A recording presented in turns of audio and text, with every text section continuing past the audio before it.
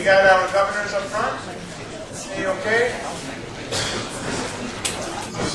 If anyone needs a seat, our members are very friendly. They'll help you get a seat right next to them. They don't bite. Linda, you got a seat? Yeah. Okay, awesome. Every month we sing the national anthem, and I was talking to Stoney, and we were just talking about how great this country is. And Stoney asked if he could say a few words, if he could bring his friend Jerry over here to talk about just how grateful we are to live in this country, and then we'll have the national anthem. So I'm going to turn it over to Stoney. Stoney, it's all yours. Yeah, no shot. Give him a round of applause.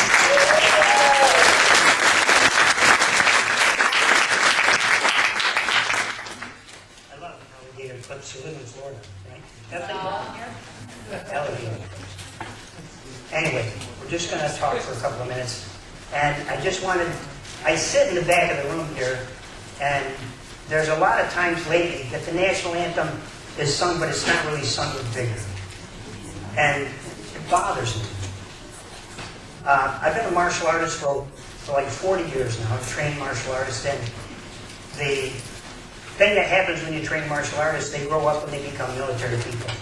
And I've had the plain, I've had just a great pleasure in producing many, many, many great soldiers. And I'm honored by that. The very first black belt that I ever promoted in my school when I was a young man is this young man.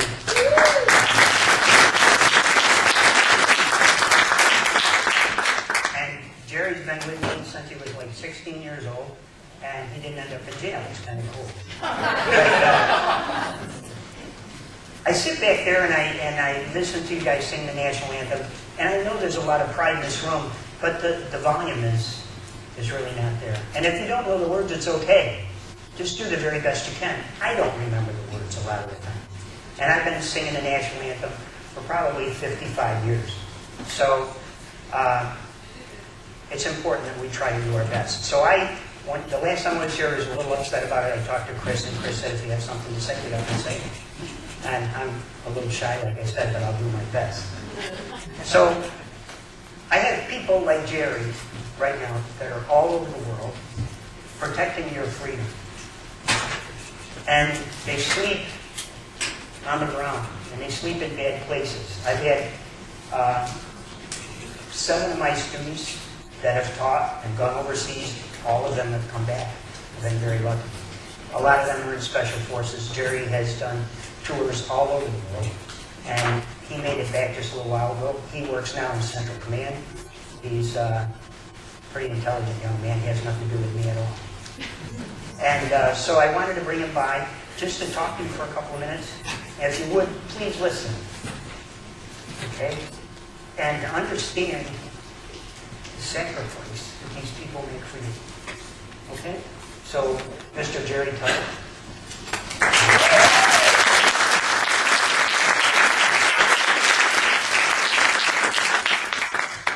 Okay, I appreciate you guys letting me come in and talk to you for a little bit. First of all, I'm not here to bash anybody because they're not patriotic. I'm just kind of here to press the refresh button, so to speak. Patriotism comes from the Greek word meaning fatherland. I thought that was very interesting. I think patriotism is very alive and well, and that's coming from a lot of soldiers, not just me. A decade ago, we were getting spit on coming off the airplane. Now, people they line up from miles away just to greet us. Just for instance, I went through an airport in Bangor, Maine, 2 o'clock in the morning. There's 500 people out there to greet me. Total strangers. People I've never seen before. Went to a funeral maybe a week ago. I walked through the door. The guy stands up and salutes me. Wow. So it is alive and well, and I think we've really evolved from the last decade. 2 reasons why. 9/11. That's one big reason. Americans took it very personal when somebody crapped in their backyard. That's my PG version of that.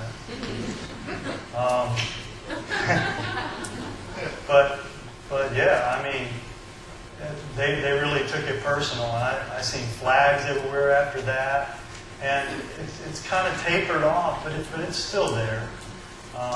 It takes people like myself every now and then just coming out and talking about it, and it kind of refreshes everything. Another reason is the reality of war.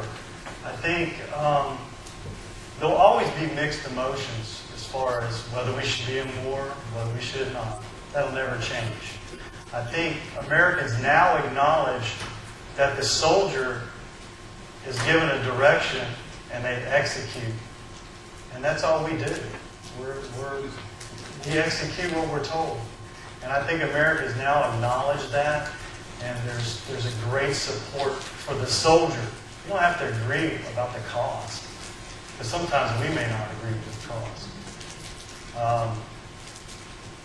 But, I mean, we go and we do a job. So my main thing is this weekend when you go to a movie or a sporting event, maybe take your family out to eat, don't forget that freedom comes to you at a cost. Sometimes a great cost. But just next time you see a soldier, just, we're cheap. Just say, hey, thanks for what you do. We appreciate it. That's all I ask. Or a veteran. Or a veteran. This was, matter of fact, the guy that saluted me at that funeral was a Vietnam vet. Man, that was powerful. God bless America. Support your soldiers. Thank you.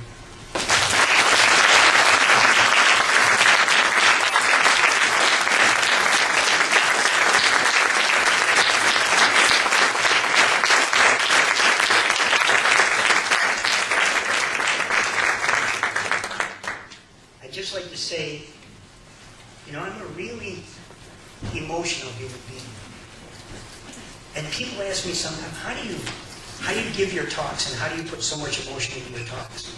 I put my emotion into my talks because what I say is real. What I say is from my heart. I love America. I love all of you people.